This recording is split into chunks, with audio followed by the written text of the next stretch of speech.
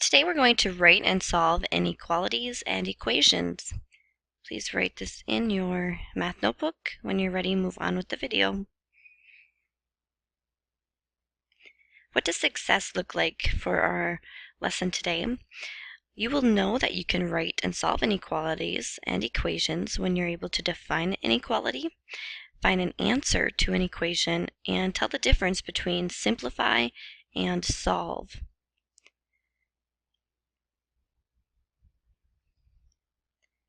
This would be a great thing to write down in your math notebook. Solve versus simplify. These are two different process words. In the directions, you will find these often. It will say solve this equation or simplify this algebraic expression. And so we need to know the difference between them in order to understand what the direction truly is.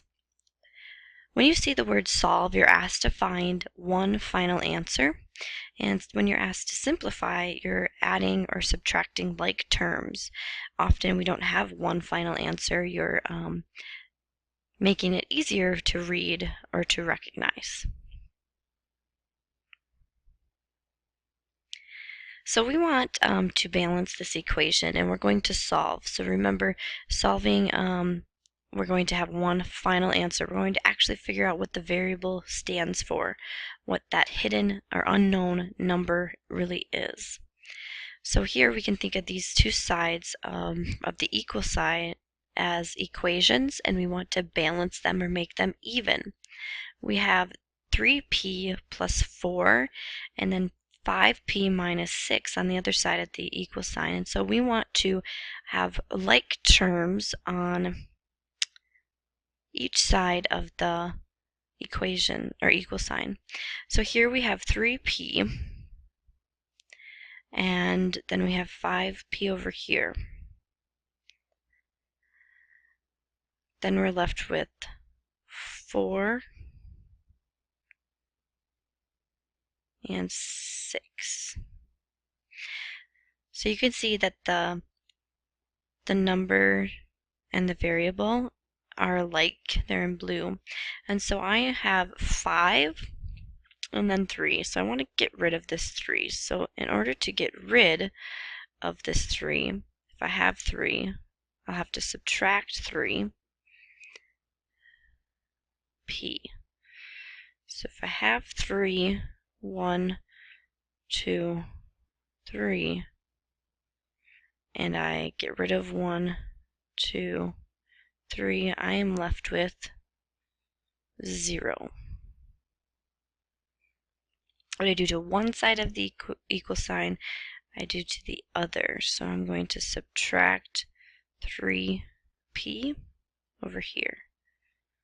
And if I have 5, 1, 2, 3, 4, 5, and if I get rid of 3, 1, 2, 3, I'm left with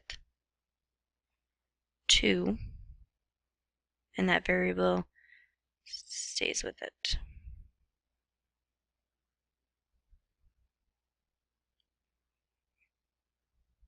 Okay.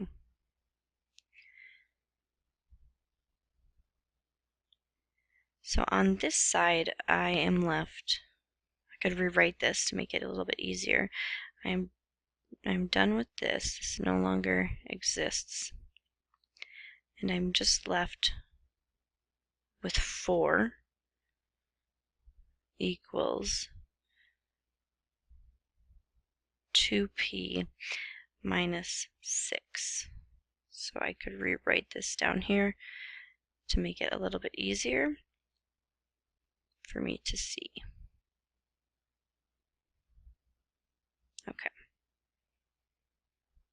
So now I have like terms. I have no more variable over here.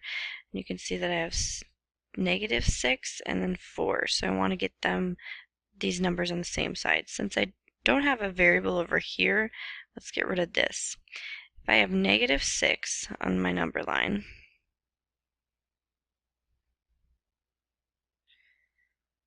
this was 0.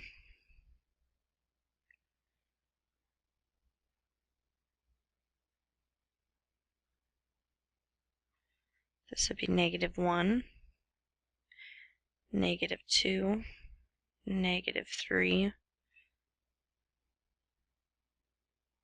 -4, -5, and -6 would be right here. So now if I add, to get to 0, if I add 6, 1, 2, 3, 4, 5, 6, I've added 6, brings me to 0. So this no longer is here. What I do to one side of the equal sign, I do to the other. Add 6. 4 plus 6 is 10. So now all I'm left with is 10, and then the equal sign, and then 2p. Now I want to get, my goal for solving this is to get the variable by itself, to know what that stands for. If you recall, this really means 2 times p. And if that equals 10, what number multiplies by 2 to get 10? So p could stand for 5 because I know that 5 times 2 is 10.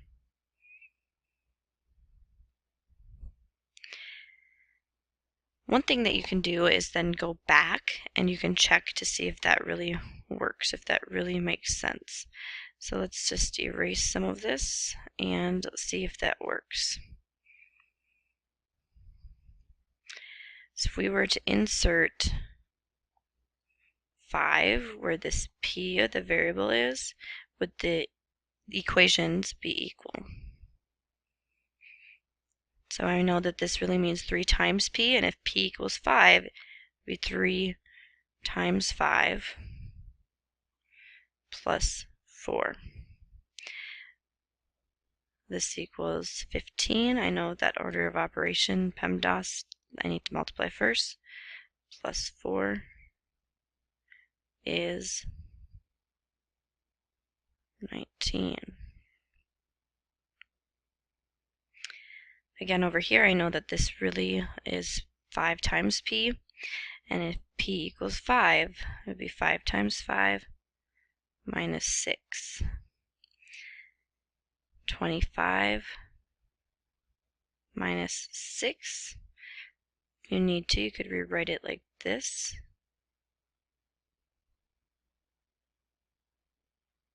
Borrow.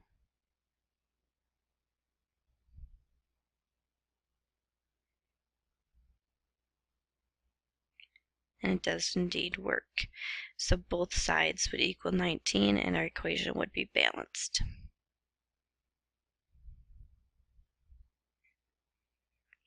Here's another one. Try this one on your own, see how it goes. You're trying to solve for 8k plus 19 equals 35, and you want k to be by itself. Since there's only one variable, it might be wise to move and get rid of this. See if you can solve this, and we'll talk about this in small group.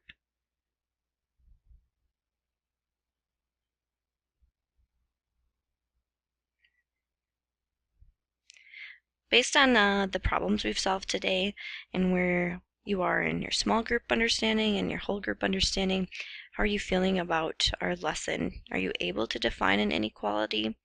Are you able to tell the difference between solve and simplify? And can you solve equations?